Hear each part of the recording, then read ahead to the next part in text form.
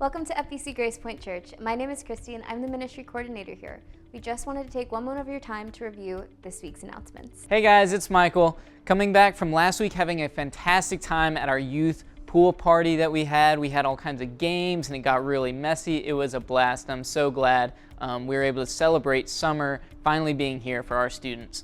But that's not where the summer is going to end, of course, as we're going off to camp this Tuesday morning, bright and early. So we ask that as we head off to camp this week, that you keep us in your thoughts and prayers for our safety and for the kids to really grow in their relationship with Christ and one another as well.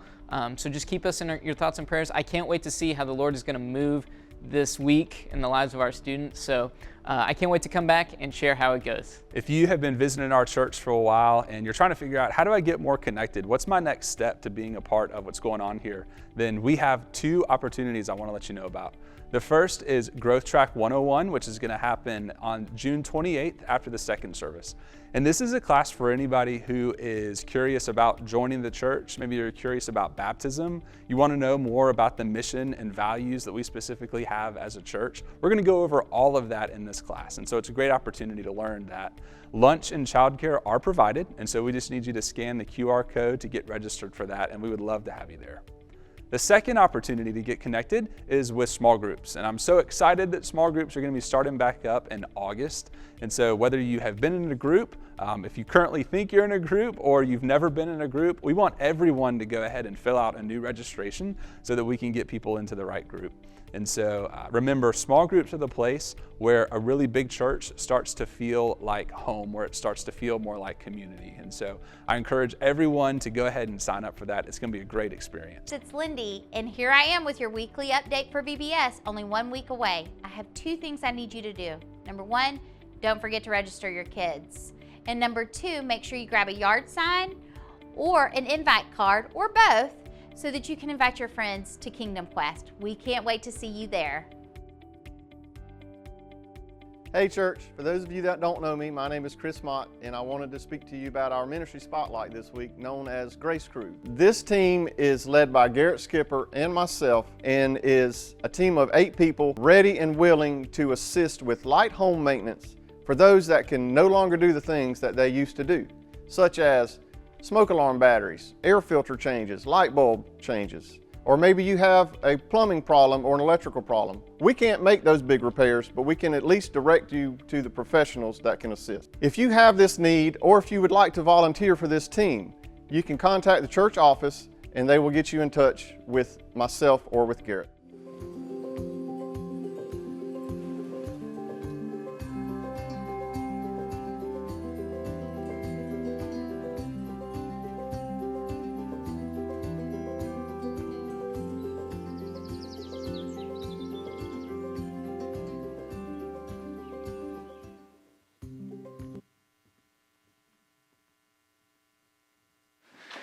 Well, good morning.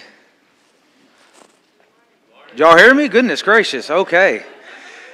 So I'm glad and excited to be here with you this morning as we start the new series called Experience This. And, you know, like that song we just sung is the theme song for this whole series. And it's about slowing down. And to be completely honest with you, I have tried to get away from doing this sermon series for several weeks. And so we plan it out. We've had this plan for a long time, and then it was coming up, and I kept coming up with 1,000 reasons on why we should not do this sermon series. I had better ideas. I have great ideas all the time. I have other concerns. I just kept trying to get away from talking about this because God has been exposing something in me that I just didn't want to deal with. Like, that's just true. I just did not want to deal with it, but, well, I'm dealing with it. You see, I like to accomplish things. I like to get things done. I love solving problems. I like making progress. That's just how I'm wired. And honestly, I don't understand a lot of things that a lot of people do.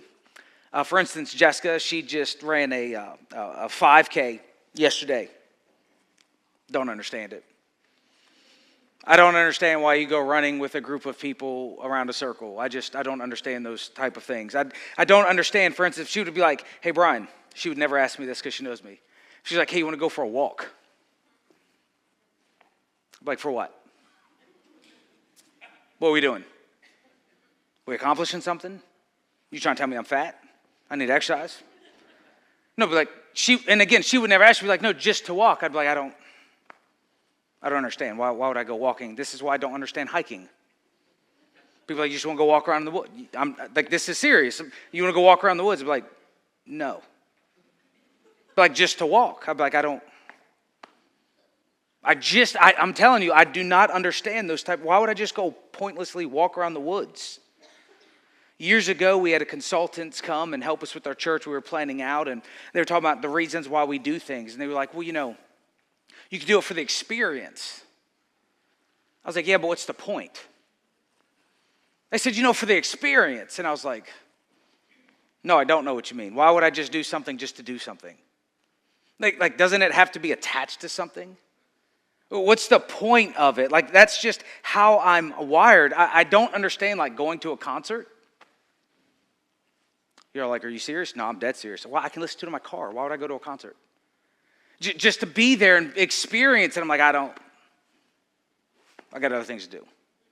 Like, it doesn't seem to be connected to anything. And for whatever reason, I'll let you psychology majors figure it out. Along the way, I just started believing that if something does not produce something, if something doesn't accomplish something, if it doesn't move something forward, well, then to me, it just seems like a waste.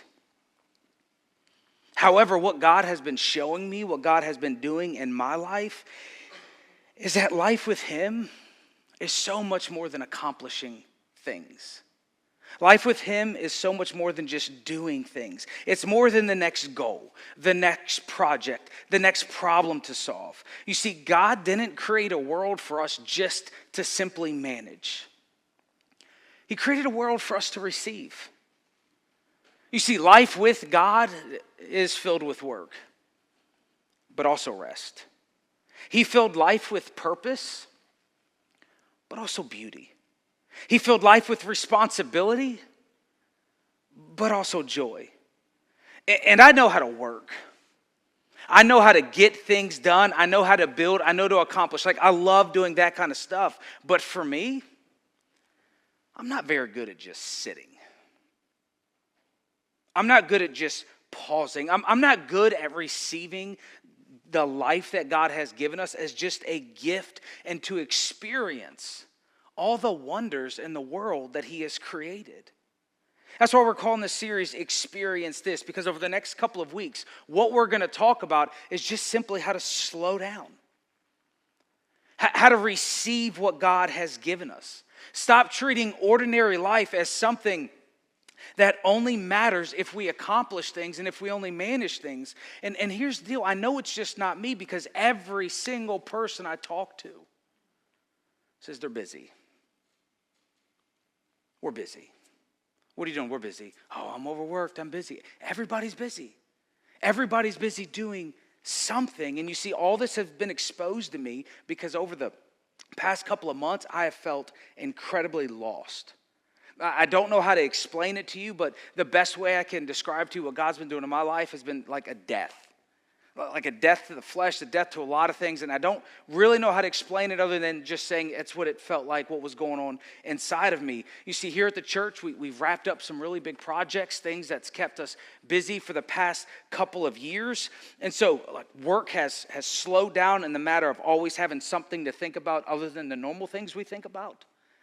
Like, in other words, you can become addicted to being overwhelmed. Have you all ever experienced that? You get used to so much that you kind of live redlined all the time. So when things started slowing down, I felt uneasy. I felt uncomfortable. And then, without getting into many details, almost everything in our family has shaken up to a place that we just didn't understand what was happening. We didn't know how to handle a lot of things. There's been a lot of questions that are unanswered for us, situations that we can't control, and situations that when I try to control, it doesn't work. And I'm not used to that. I don't like that. So just having to sit there. And we have been in this season, I have been, where I've been about as uneasy as I possibly could without having a clue why. I mean, I've inventoried my sin life. I'm going over everything like, Lord, what is happening? And I had no idea what he was doing. And when I don't know what to do, I don't know what you do. When I don't know what to do, I go and look for something to do. When I feel unsettled, I try to produce. When I feel lost, I try to create momentum because momentum feels better than stillness. Accomplishing something feels better than waiting. Having a plan is way better than having to sit there and just trust. At least that's what I thought. You see, to me, pausing, waiting, and trusting, if I'm being completely honest, seems like a waste of time when there's other things that need to be done. And all of us, if we're being honest, all of us like to be busy. All of us like to do things. That's why I hear from every retired person I've ever met in my entire life. And if it's not you, come up to me after the service and I'll make an exception next service. Every retired person I've ever met say, I'm busier now than before when I worked and I had kids at home. And I'm like, that's impossible. You just don't have energy. That's what I believe, okay? That's just what I believe. It's like, there's no way. They're like, I'm busier now than I've ever been.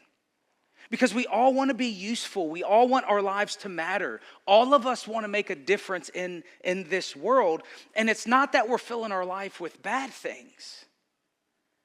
Our lives are filled with good things, responsible things, necessary things. I mean, our lives are filled with work. Our lives are filled with kids, our families, our bills, the people that need us, our friends that need our attention, decisions that need to be made. I mean, our lives are filled with pretty good things. But when our life is full, and you know this, our minds become crowded. How do you know if your mind's crowded? It's when you go to sit down and you're not really settled. Your body is still, but your mind is already on to the next thing.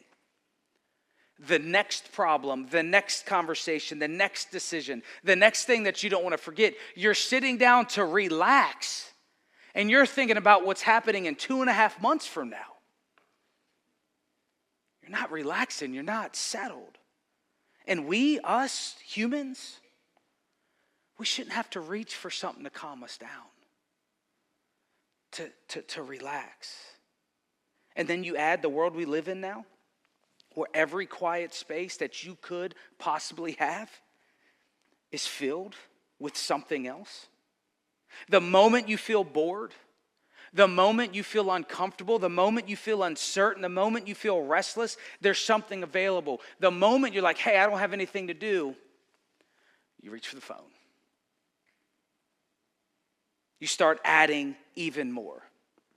We start searching for answers. We start checking for messages. We start wondering, how big are those whales really? I always wondered. I can find out, right? We start putting more. We watch another video. We read another opinion. We scroll and watch what all of our friends are doing just to create inside of us that I should be doing even more. And I'm already busy. I'm already stressed. And over time, this forms us. This forms us to be people who struggle to wait, to struggle to just be quiet, to struggle to sit with unanswered questions, to struggle to just be fully present. If we're honest, we struggle to be fully present with the people right in front of us. We're distracted. You see, it's not just our minds are crowded, though they are. Our souls become crowded too. Over time, all of that noise starts to shape what we love, what we expect, what we desire, what we notice, what we ignore. We could be so surrounded by so many good things, we'll call them, that we're utterly spiritually distracted. We can be responsible, we can produce, we can be busy, but not close to God at all. We could keep everything moving on the outside while the inside is restless, thin, and tired. You see, that's the danger of hurry and distraction. It's not that it makes us reject God, but most of the time it keeps us from being present with God. It keeps us moving so fast that we don't have time to notice what's happening in our own hearts. We can fill our minds and our ears with so much noise that we no longer sit and listen. We're not listening because we're always inputting something else. We're so busy managing life that we stop receiving life from the one who gives it. So the issue is not just, I have too much to do. The issue is, what is all this that I have to do doing to my soul? What's it doing to in here? Because a crowded soul has a hard time hearing from God. I know this to be true. A distracted soul has a hard time trusting God. And a hurried soul has a really hard time just enjoying God. And so many of us are spiritually dry, and maybe that's you today. We're spiritually dry because our lives have become so full. There's no room left to be with Him, to spend time with Him. This is where Jesus meets us this morning. It's in Luke chapter 10, verse 38. It says, as Jesus and the disciples continued on their way to Jerusalem, they came to a certain village where a woman named Martha welcomed Him into her home. So Jesus and His disciples are traveling around. So there's at least 13 of them, and they make their way to a friend's house. And Martha welcomes 13 people into her home. Now, I don't care how good of a host you are. 13 people on a whim is a lot of people to come into your house, isn't it? 13 people to cook for, 13 people to prepare for, the dishes. I don't even have 13 forks, folks. I don't know how I would even do that, right? Like 13 people is a lot of people to come into your home to make feel comfortable, to make feel welcomed, and to make it even more stressful, it's Jesus coming into your home. Right, so here's Martha doing all of this. She's carrying the responsibility, inviting all of these people over to hang out and have food. And what we see is she's noticing all the details.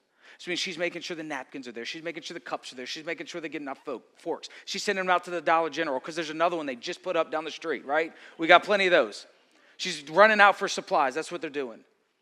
So Martha's making sure all these people are comfortable. She's carrying the weight of Jesus being in her home, her honoring Jesus. And what she's doing is not a bad thing. Showing hospitality to Jesus and His disciples is a good thing. So she's welcoming them into her home. She's getting things ready. But her sister Mary sat at the Lord's feet listening to what He taught.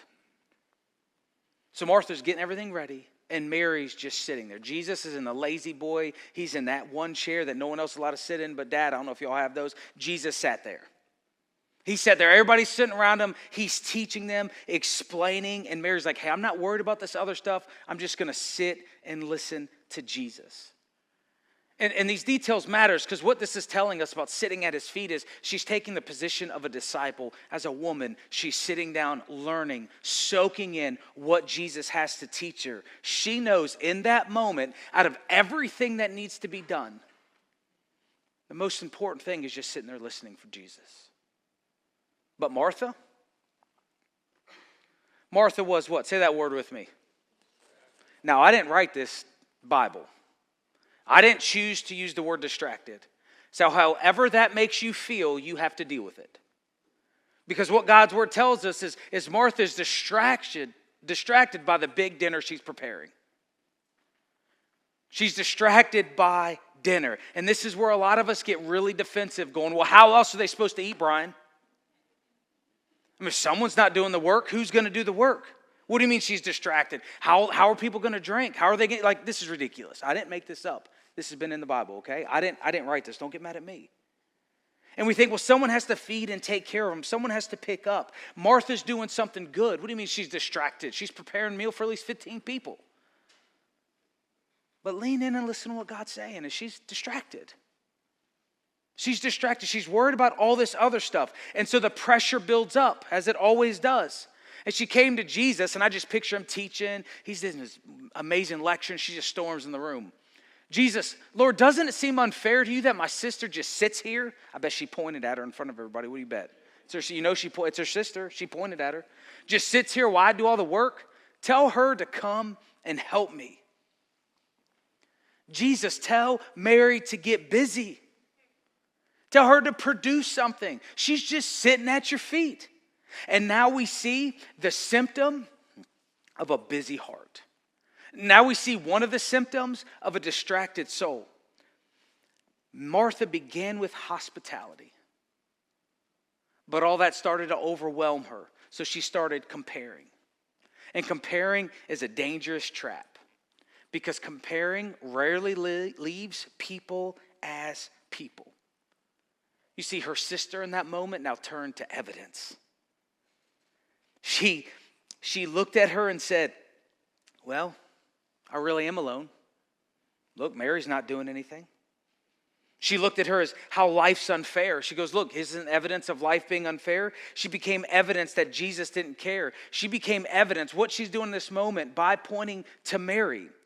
All that nasty stuff that's growing in her heart, she's pointing to Mary saying, I am justified by how I feel in this moment because she's not doing anything. Jesus, she needs to do something. And that's what happens when our souls are crowded. We start collecting evidence.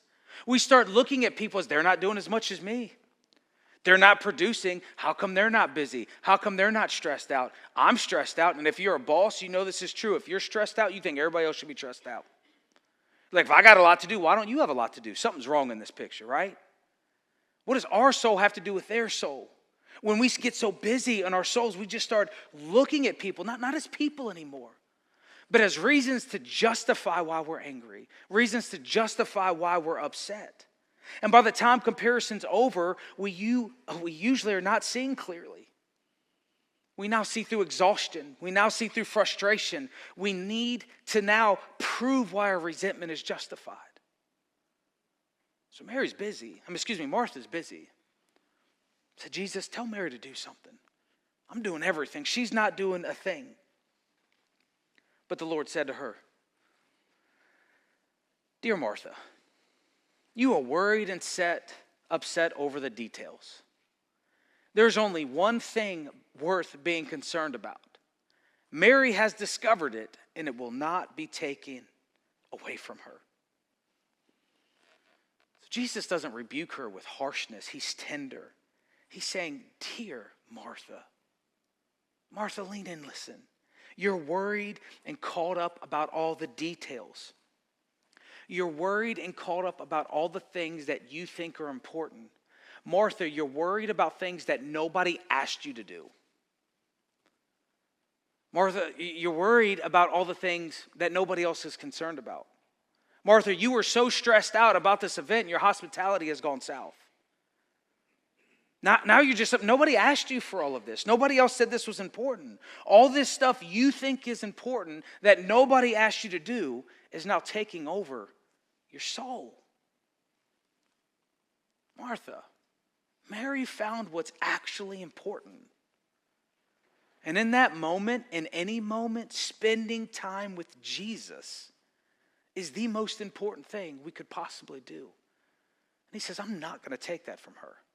We're not going to tell her get too busy as if listening and sitting with me is a waste of time. It's like, I'm not taking that from her. You see, this is a powerful statement because Jesus is not simply defending Mary. He's inviting Martha to see him as he is. To discover what Mary has found, because what she has found is the greatest gift is Jesus himself. So she chose to sit with him. She chose to receive from him. There's so many other things she could have been doing, but she chose instead of doing all of those other things to just sit and spend time with Jesus. Intimacy with God is the most important thing in your life. It's not another thing to do. It's the most important thing to do that everything in your life needs to flow out of. It's the thing we got to get right. spending time with Jesus. And Martha shows us as if we didn't already know from our own life, if we're being honest.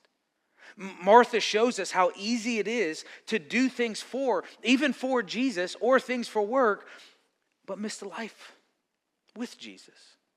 Miss out on the one thing our soul truly needs. You see, sitting with Jesus, if we're honest, can feel unproductive. Especially when your life is full, especially when your mind is full, especially when your soul is crowded. When you got all this stuff to do, just sitting at the feet of Jesus could seem like a waste of time. But it's not laziness. It's surrender. You're laying down your plans. You're laying down your timelines. You're laying down your need to fix things, your need to know, your control, and you're making room for God to come in. You're saying, I'm putting all this at your feet. I need you.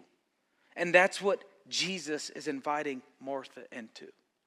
That's what he's inviting us into. And I can't help but wonder, and maybe you think like this too, perhaps Mary just simply remembered what Martha forgot.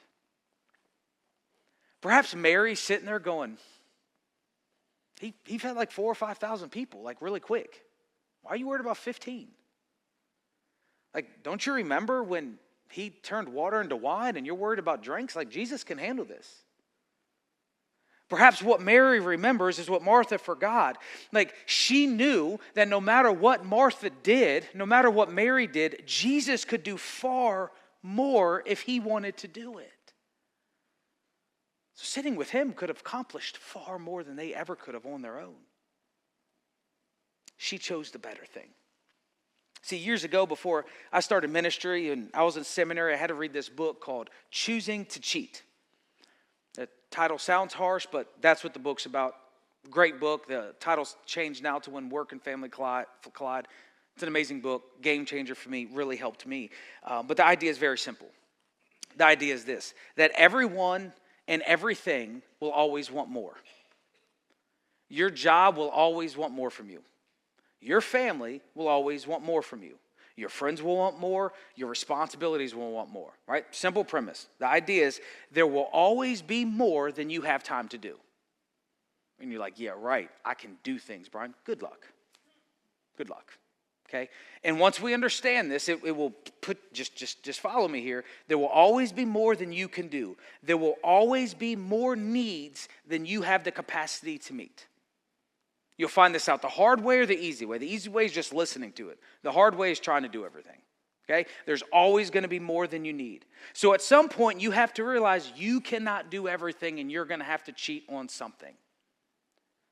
Right, it's a great way to think about it. Helped me with my family as I started ministry. I'm either going to cheat on my kids or I'm going to cheat on this. Well, only one person can be their father. Plenty of other people can do this other thing. All right, that's how it's helped me work through a lot of hard situations. But what we have to realize is we will have to cheat on something. Something will get your best. Something will get what's left. Something will get your attention. Other things will be put to the side. It's just a matter of life. It's just the way it is. We will all cheat on something. And this is not just a scheduling issue. This quickly becomes a soul issue. You see, Martha shows us that we can cheat God without choosing something bad. We can choose something good, necessary, responsible, but all of those good, necessary, responsible things are stopping her from sitting at the feet of Jesus, which is the most important thing above all other things. And this is where it gets practical for us, because many of us are not choosing to cheat God on something evil. We're choosing between God and a full calendar, or real responsibilities, or noise, or endless information. You get the point. And if we don't choose that space with God, if we don't choose to create that time of intimacy with Him, something else guaranteed will take it. It'll snatch it right away from you. The urgent will take it. The work will take it. Your family will take it. All sorts of things will take it. So we have to be very intentional about it. And the clearest example we all have is this thing. This phone. It takes our attention away so quick. It's the scrolling, the checking, the searching, the constant stream of videos, messages, updates, and so on. Like it just demands our attention. And when you say it out loud, it sounds ridiculous, but let's go ahead and say it. Many of us choose to cheat on God with TikTok, social media, Instagram, or X. Like we choose, like, God, I'm going to cheat on my relationship with you so I can look at a bunch of pointless things. It sounds harsh, but isn't it true? The God of the universe is inviting you and me to sit with him, to listen to him, to receive from him, to be present with him. But instead of creating this quiet space to be present with God, we live on a screen. Not because we hate God, not because we don't believe, but because distractions have become normal. Every quiet moment can be filled. We no longer have to be bored. We can scroll. We no longer have to be uncomfortable. We can distract ourselves. Then we wonder why prayer feels so hard. We wonder why silence is so uncomfortable. We wonder why our thoughts never slow down. We wonder why when we go to sit down with God, everything is scattered all around. And maybe the issue is, just maybe, we want peace from God, but we give our minds no room to be quiet. And I can't help but think, if we are constantly uploading information in our brain, we're constantly just putting more in, and our brains then have to process it because that's what our brains do. How could we ever possibly slow down? How can you ever possibly have peace? How can you ever possibly not be distracted and worry and anxious if all we're doing is putting more and more and more and more? We've got to take a break. We've got to slow down and experience the God of the universe. You see, busyness crowds our lives, but distractions are crowding our souls. Between everything we have to do and everything we keep consuming, we are losing our ability to be present with God. We're losing our ability to be present with the people that matter the most to us. And a crowded soul does not become quiet by accident. Space with God has to be chosen. And so this week, as we're going to work through this for 6 weeks. Hey, I've been working on it for several months, so this is going to be fun for all of us. But this week, I just want to give you some practical ways to respond. I just want you to think about how you may be distracted, how you may be busy. Maybe you already know you are, and we just agree. But some practical ways to kind of work through this, to slow down. It's the summer after all, right? This is the time we're supposed to relax. Like vacations are unstressful, right? Stress-free. We just relaxed on vacation. That's a lie. It's even more stress when we do those things. But that's all this is. And again, the point is to notice what's been crowding your soul and create space for God. Now, the first two things I'm going to ask you to do, these are required, non-negotiables. You have to do them. If you're like, what happens if I don't? I don't know, but you have to do them.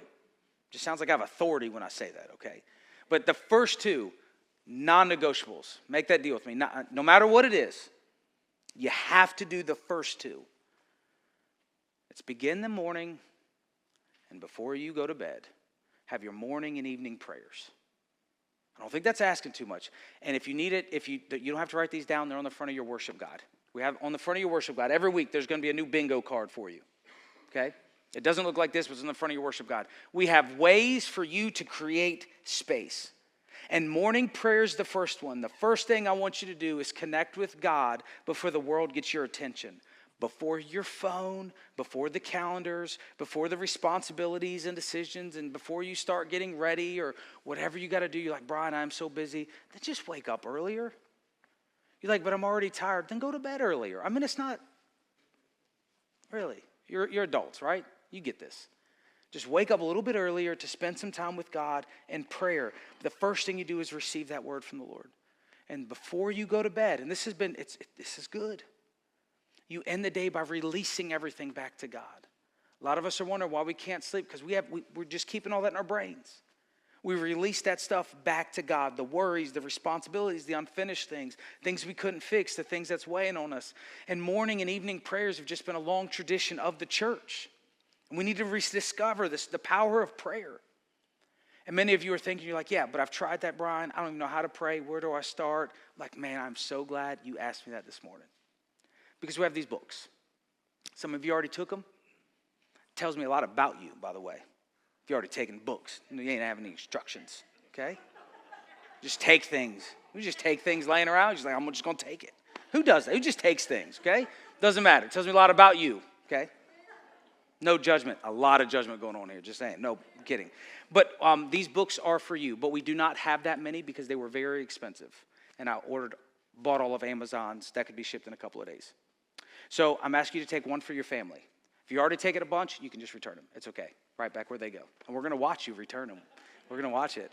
But here's what these books are. These are amazing books. I've been using guided prayers for my prayer time, for my morning and evening prayers. They've just been amazing. And that's what this book is. You can read more about it. We have a copy for you. If you need more copies, you can go to Amazon or whatever that looks like for you. But these prayers, there's 31 prayers in there. 31 days worth of prayers for morning and for evening. And they're great. And the prayers can be your prayers. The prayers can prompt your prayers. They can be used in all sorts of different ways. But this is not a checklist. If you're going to the checklist route, get that off your mind. But this is a point to help you start somewhere. We've been doing them as a family, been using them. They've been groundbreaking because the stuff they're talking about versus what my prayers sound like are very different. And I need some enrichment in my prayers. Not just repeating the same things over and over. And so that's what this is for, a healthy God. It's good stuff. And so pick one up for you and your family to sit down and have prayers. I don't know what your mornings look like, but you can at least hit the evenings together. So that'll help you. All right, that's rule number one. Now, those are the two things. That's the one I want you to do. And then we have a checklist of other things you can get creative with during the week. Okay, this is for you. You don't have to do it morning and evening prayers. I'm asking you to create that space. But one of them is put your phone to bed. I remember having toddlers in my house, and they had to go to bed so I could have some peace. Okay, if you have toddlers in the home, you need some peace every once in a while. You're like, man, I got to put these things to bed so I don't lose my mind. Your phone is like a toddler. It always wants more attention. You can never give it enough attention. So decide to put it to bed. Like, my phone's bedtime will be this time. Then put that sucker away, tuck it in for the evening, put it in a drawer, whatever you got to do. Put your phone to bed. So try that. Create a non-input moment. Spend a time, and I know for some of you this is really hard, where there's no music, where there's no podcast going on, there's nothing, it's just quiet. Spend some time, maybe 10, 15, 20 minutes, I don't know what that looks like for you, but spend some time without scrolling and actually try to hear from God, hear what he's pulling up in your heart, what he's saying in your mind, and just create this space of listening. I'm going to challenge you to try to eat one meal. I wanted to do more, but I was like, let's just try one. Eat one meal without a screen. Some of you are like, are you serious? People do that? Yes. Yeah. One meal where you're just eating and enjoying your food. Take a walk. I'm going to try that this week. Just go for a walk. Like, what are you doing, Brian? Walking. I don't know. People do this stuff. I'm just going to walk for no reason. I don't understand it still. But I'm going to do it. I'm going to try to not rush and pay attention to the world God created. Also want you to give someone your full attention. No phones, no screens, none of that around you, just staring at that person in the eyes, talking. It'd be real uncomfortable, right? Just eye-to-eye contact the whole conversation. Leave one thing undone. For some of you, you won't be able to do this, but I'm going to challenge you. Because did you know the dishes will be there tomorrow? Did you know the foals can be clothed tomorrow? Did you know the grass can be cut tomorrow? Now, if you're super lazy, this is not for you. That's not what I'm saying, okay? This isn't ammo. It's not what I'm saying. But you know who you are. Like, do you know they'll still be there tomorrow? It'll be all right. And then read your Bible. We'll talk about more of that today. But here's the non-negotiables. Morning prayer and evening prayer. Have a book to guide you. It'll be game-changing, and we're almost done. But I need to remind you again, we're closing it out. But here's the deal. This is not a checklist. The point is to create space, to give yourself a break from the noise. And this is what God's been doing in my life. This is how he's created a lot of space of just having to pause and wait and coming to him. And listen, this has been gut-wrenching without an agenda. God, I have nothing. I have plenty, but I'm releasing it all. I'm coming to you without an agenda just to be with you. Not a plan, not a goal, nothing to accomplish. I'm just going to sit with you. I just want to wait with you. And it has not been easy. But the goal is just to rediscover the presence of God in your lives. And lastly, I want to prepare for you this. As you're working through this and the closer you're getting to God, do not be surprised if things start coming up. If your heart gets heavy. If your mind starts saying, if fears start coming up, worrying starts coming up, if things that are there that you haven't dealt with because you've been distracting yourself, do not be surprised about that. But don't let it stop you from seeking the refuge of God in all of that. Because he can work through that. He can fix all of that.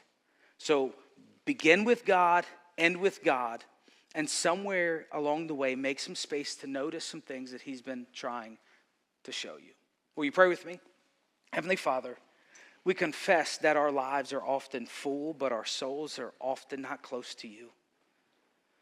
Lord, you know we carry responsibilities and worries and plans and pressures and all these unfinished things, and we constantly move from one thing to the next. But Lord, forgive us for the ways we've allowed busyness and distraction to take the space that belongs to you. Forgive us for the quiet moments that we have handed to the noise. Forgive us for trying to manage life instead of receiving it from you. So Lord, just teach us this week to sit at your feet. Teach us to be still without feeling guilty. Teach us to listen without needing to accomplish anything. And teach us to trust in you, that you are working even while we are waiting. So Lord, help us this week begin and end our days with you. Help us create space to notice what you are doing in our hearts. And when that space reveals fear or pain or restlessness, Lord, heal us. Remind us that you are not wanting us to spend time with you to shame us, but you want to meet us. So Jesus, bring our crowded souls back to you. In the precious name of Jesus we pray. Amen.